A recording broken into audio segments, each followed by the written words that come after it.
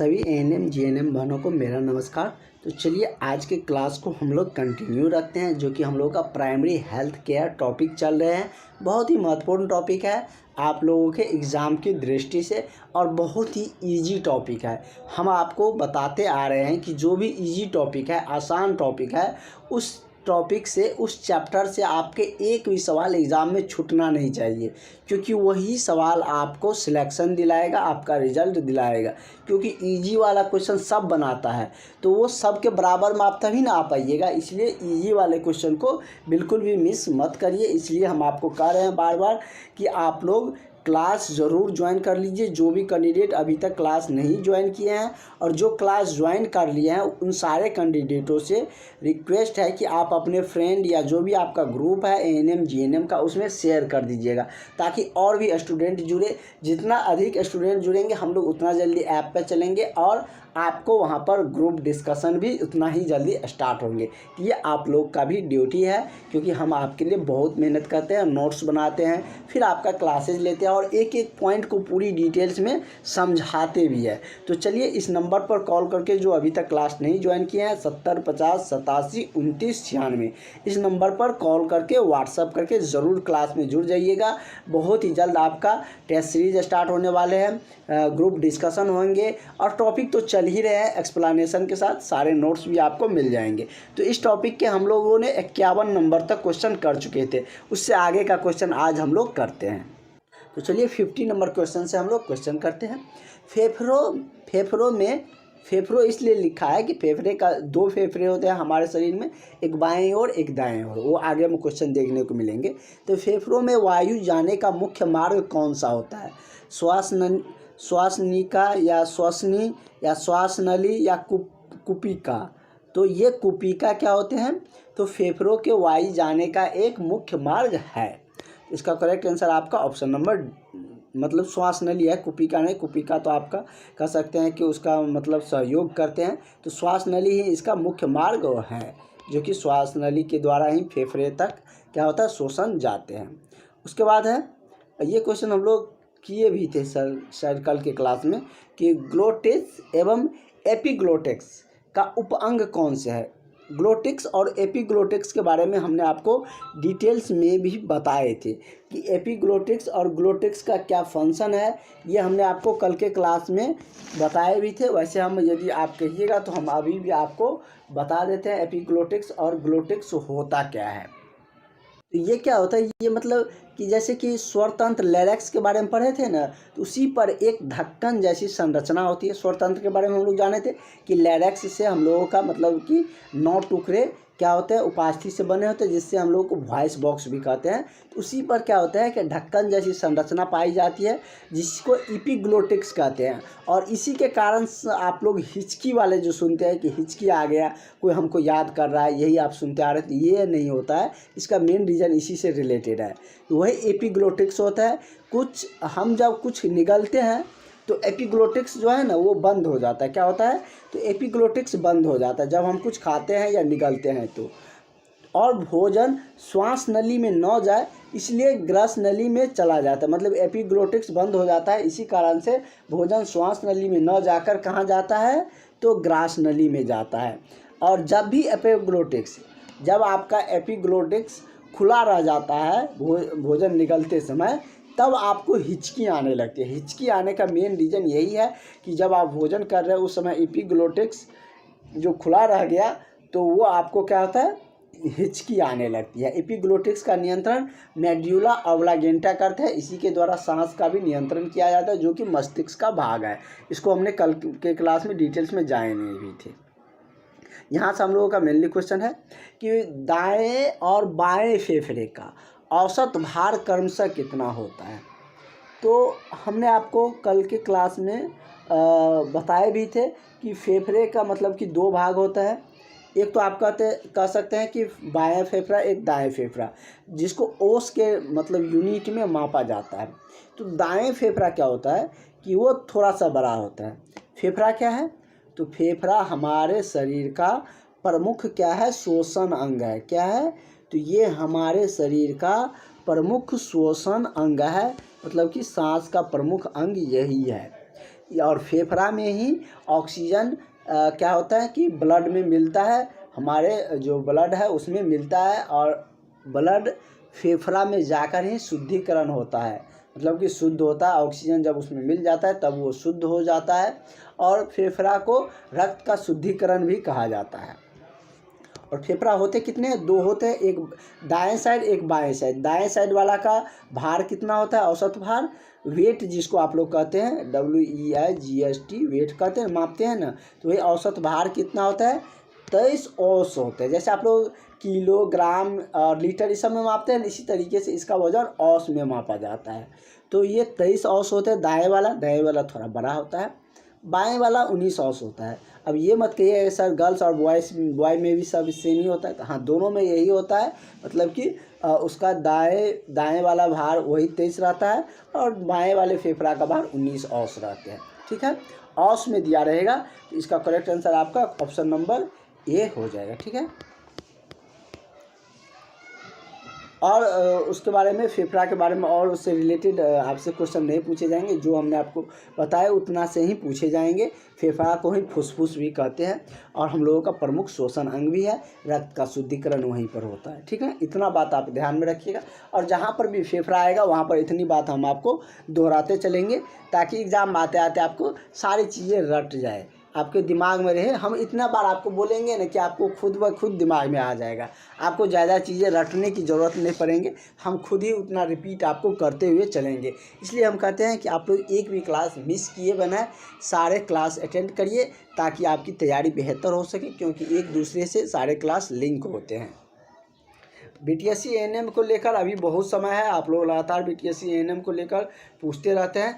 BTSC ANM का अब दुर्गा पूजा के बाद उसका सुनवाई ही है, और तब तक आप लोगों का नया फॉर्म का एप्लीकेशन शुरू हो जाएगा, मतलब कि अप्लाई जो है वो शुरू हो जाएगा।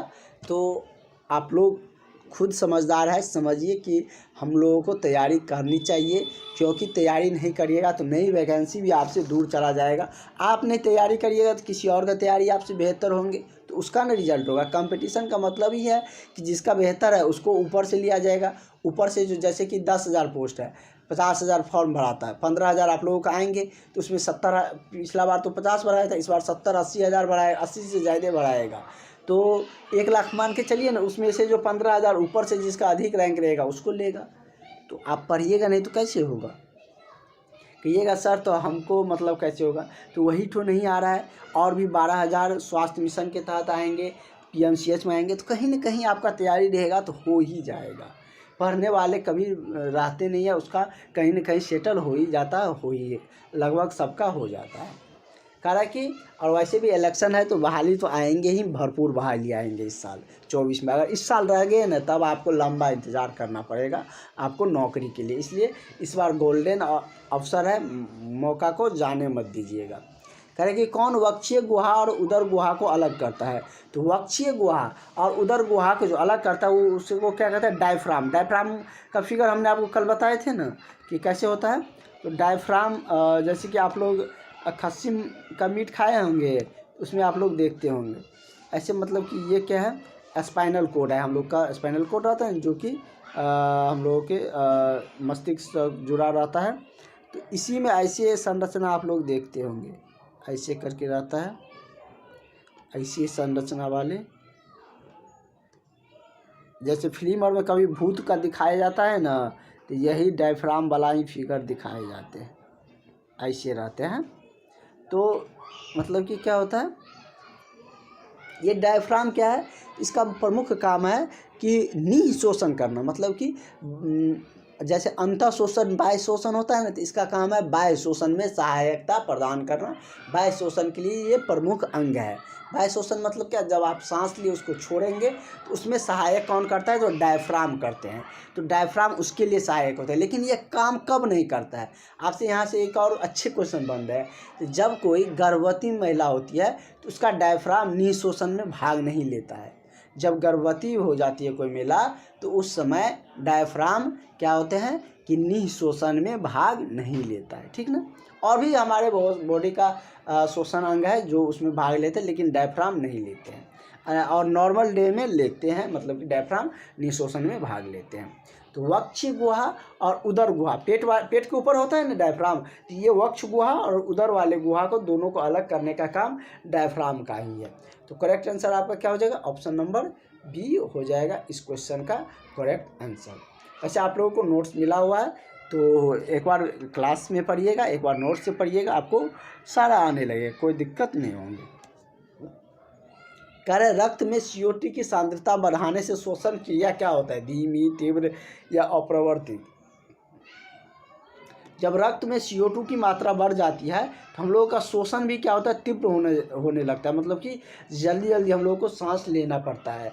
तो इससे क्या होता है कि मतलब CO2 जब सांद्रता उसकी मतलब कि उसके जैसे क्या अनुपात में मिला रहता है ना, तीन जैसे गैस हमने आपको बताया कि ऑक्सीजन, नाइट्रोजन और CO2 कार्बन डाइऑक्साइड, तो इसकी सांद्रता मतलब इसकी मात्रा अधिक हो जाएंगे रक्त में, तब क्या होंगे, तो आपको अधिक तीव्रता से सांस लेने पड़ेंगे ताकि जल्दी जल्दी ऑक्सीजन आए और कार्बन डाइऑक्साइड को वहाँ से निकाले। क्योंकि हम सांस लेते हैं तो कार्बन डाइऑक्साइड जो हम 21% लेते हैं वो हम ब्लड में कुछ 4% रख लेते हैं, कार्बन डाइऑक्साइड उसके बदले में 4% छोड़ते हैं।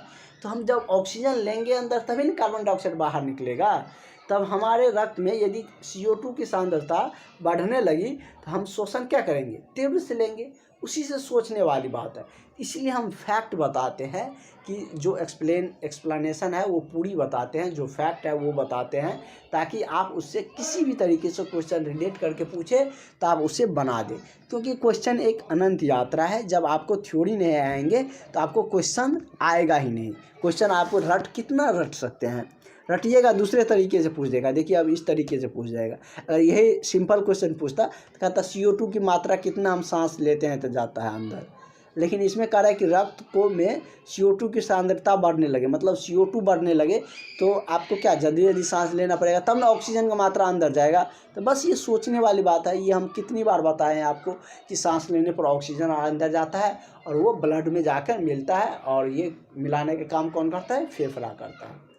तो इसीलिए हम कहते हैं कि मेरा क्लास आप सबके लिए बहुत इम्पोर्टेंट है। यदि आप समझ के अच्छा से पढ़ना चाहते हैं, अपना रिजल्ट चाहते हैं, तो मेरे क्लास से ज़रूर जुड़िए, आपका 100% रिजल्ट होगा। और क्लास छूटेगा तो आप लोगों को दिक्कतें आएंगे, इसलिए आजकल करते करते सब क्लास मिस मत कर दीजिएगा, और एग्ज़ाम नज़दीक आ जाएगा तब आप क्लास ज्वाइन करने आइएगा। बहुत सारे कैंडिडेट क्लास ज्वाइन कर लिए हैं, तो आप लोग भी क्लास ज़रूर ज्वाइन कर लीजिए।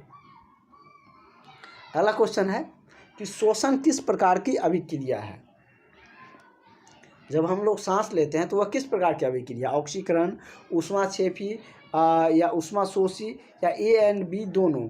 ऑक्सीकरण भी अभिक्रिया है, ऊष्माक्षेपी मतलब क्या, ऊष्मा मतलब क्या कहते हैं, रिलीज भी करते हैं, तो मतलब क्या हो जाएगा कि ये मतलब कि ऑक्सीजन जाता है तो ग्लूकोज C6H12O6 ग्लूकोज को तोड़ता है ना, CO2 प्लस H2O 6 मोलिक्यूल्स और प्लस 686 कैलोरी ऊर्जा मतलब ही ऊष्मा निकालता है ना। ये क्या श्वसन एक तरीके से अभिक्रिया है, जो कि ऑक्सीकरण अभिक्रिया भी है। ऑक्सीकरण मतलब क्या, ऑक्सीजन को ऐड करते हैं, ऑक्सीजन को ग्रहण करते हैं, तो वही हम लोग क्या करते हैं, सांस लेते हैं, श्वसन की क्रिया करते हैं, तो ऑक्सीजन को ग्रहण करते हैं ना, तो ये तो ऑक्सीकरण अभिक्रिया हो ही गया। इसी को अपचयन अभिक्रिया भी कहते हैं। फर्स्ट क्वेश्चन हम लोग का इस चैप्टर का यही था कि अपचयन अभिक्रिया क्या है, तो वहाँ पर हमने बताए थे।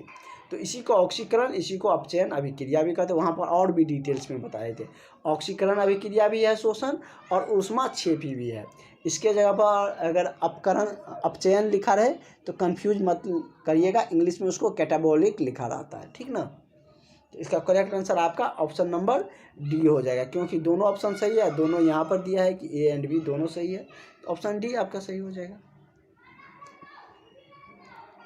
नेक्स्ट क्वेश्चन कह रहा है कि न्यूमेटिक्स केंद्र जो सांस लय श्वसन लय को बनाए रखता है उपस्थित होता है, ये कहाँ पर उपस्थित होता है, ये आपसे पूछे जा रहे हैं। तो मतलब कि इसके बारे में हम लोग जान लेते हैं। क्या है, कह रहे कि न्यूमेटिक्स जो केंद्र है वो श्वसन लय को बनाए रखने के लिए ये कहाँ पर उपस्थित होता है, ये पोन्स में उपस्थित रहता है। कहाँ पर, तो पोन्स में ये उपस्थित रहता है। न्यूमोटेटिक्स तो ये मतलब कि करेक्ट आंसर आपका ऑप्शन नंबर ए हो जाएगा। अगला क्वेश्चन कह रहा है कि प्रत्येक श्वसन चक्र के दौरान मनुष्य वायु की कितनी मात्रा अंदर एवं बाहर करता है। पूरी श्वसन अभिक्रिया के दौरान कितना मतलब कि श्वसन चक्र के दौरान, चक्र मतलब क्या, साइकिल है। एक बार हम सांस लेते हैं, एक बार सांस हम लेते हैं तो एक बार छोड़ते हैं, एक बार लेते हैं एक बार छोड़ते हैं, मतलब क्या है, एक साइकिल है, एक चक्र है। तो मतलब कह रहा है कि वही कह रहा है, समझा दिया हम आपको चक्र होता क्या है। चक्र मतलब आप घूमने वाला पहिया मत समझ लीजिएगा। साइकिल मतलब एक बार छोड़ना, एक बार निकलना, एक बार छोड़ना, एक बार निकलना, यह सर्किल की तरह मतलब एक चक्र की तरह है।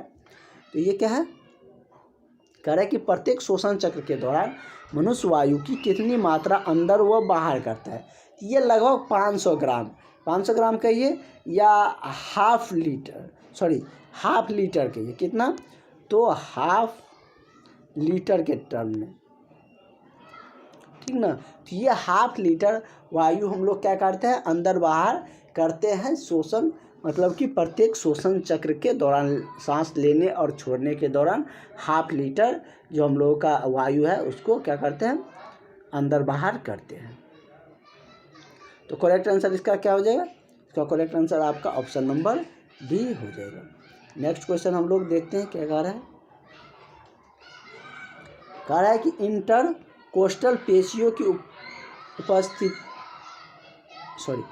इंटरकोस्टल पेशिया, जो पेशिया होते हैं जानते हैं ना, तो उसकी स्थिति क्या होती है। डायफ्राम सीलित एवं इंटरकोस्टल पेशियों को संकुचित करता है, संकुचित मतलब सुकरा देता है, या डायफ्राम या इंटरकोस्टल पेशियों दोनों को शिथिल कर देता है।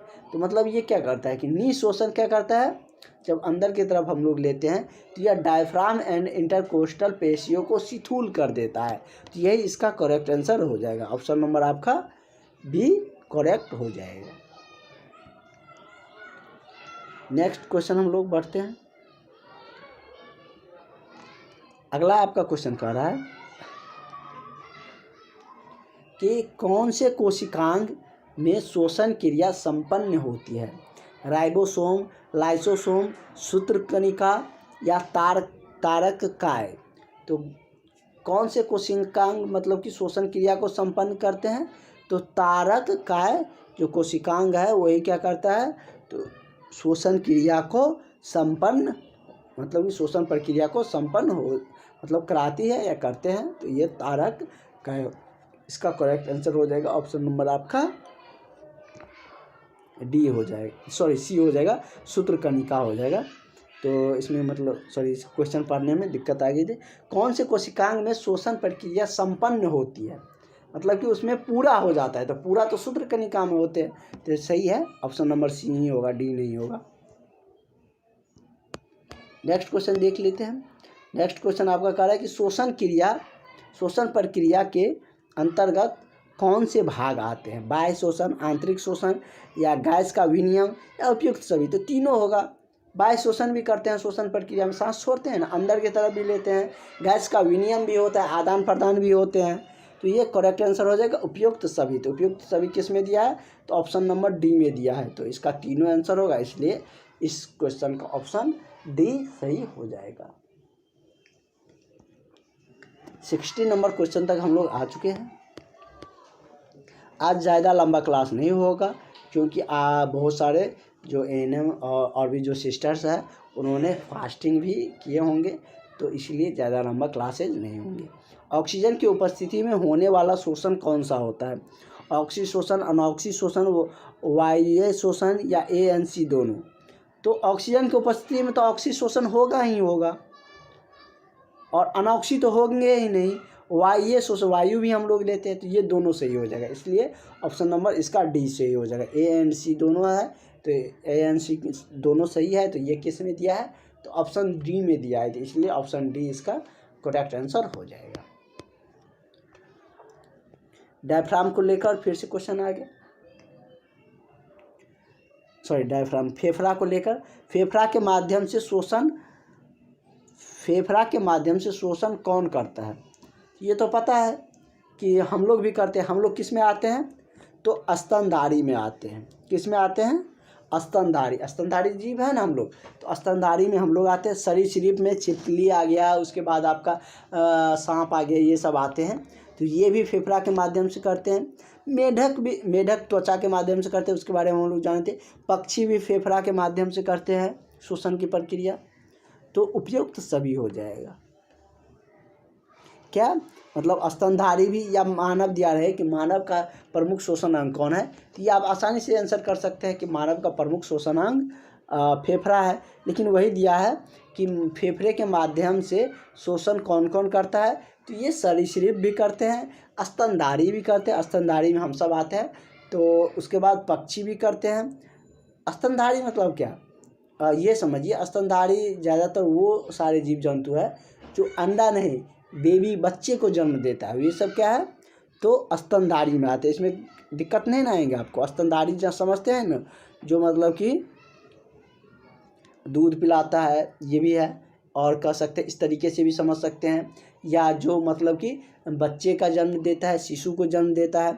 सरीसृप में वो सारे आते हैं जो कि अंडा मतलब कि अंडे का प्रजनन करते हैं। पक्षी भी आते हैं, लेकिन पक्षी सरीसृप में नहीं आते हैं। तो इसलिए ये तीनों क्या है, फेफड़ा से ही मतलब कि क्या करते हैं, तो अपना शोषण करते हैं। नेक्स्ट क्वेश्चन देखते हैं कि कह रहा है कि निम्न में से कौन सा कथन गलत है। गलत को खोजना है कि दाएं फेफड़ा बाएं फेफड़ा से बड़ा है। ये तो सही है, दाएं बड़ा होता है, उसका 23 औंस होता है वजन, इसका 19 औंस होता है बाएं का। दाएं फेफड़ा में 3 एवं बाएं में 2 लॉब होते हैं, ये भी सही है। हमको खोजना है गलत वाला। दाएं फेफड़ा भारी एवं बाएं फेफड़ा हल्का, ये भी सही है कि दाएं फेफड़ा तो भारी होते हैं। दोनों फेफड़ा बिल्कुल समान है, ये तो होता नहीं है, ये हम लोग देख ही चुके थे। तो देखिए उसी क्वेश्चन को दूसरे तरीके से पूछा है। किसी भी तरीके से पूछेगा, आप लोग गलत नहीं करिएगा, क्योंकि किसी भी तरीके से क्वेश्चन पूछेगा, वो सारे क्वेश्चन हमने आपको PDF में दे रखे हैं और यहीं से सारा क्वेश्चन आते भी हैं एग्जाम में। तो इसका करेक्ट आंसर आपका ऑप्शन नंबर D हो जाएगा। तो ये सारी बातें आप लोग इतने सारे क्वेश्चन भी देखें। आगे का जो भी क्वेश्चन है उसको हम लोग नेक्स्ट क्लास में कंटिन्यू करेंगे। आज के लिए इतना रहने देते हैं, मिलते हैं हम लोग नेक्स्ट क्लास में। और नेक्स्ट क्लास में होगा तो हम लोग नेक्स्ट टॉपिक का क्वेश्चन देखेंगे। इसका 5-6 लेक्चर हो गया। एक टॉपिक का हम लोग कंटिन्यू ज़्यादा लेक्चर नहीं रखेंगे। एक टॉपिक का 5-6 लेक्चर होने पर उसको चेंज करके नया टॉपिक आता है, ये आप सबको पता है जो भी पुराना स्टूडेंट है।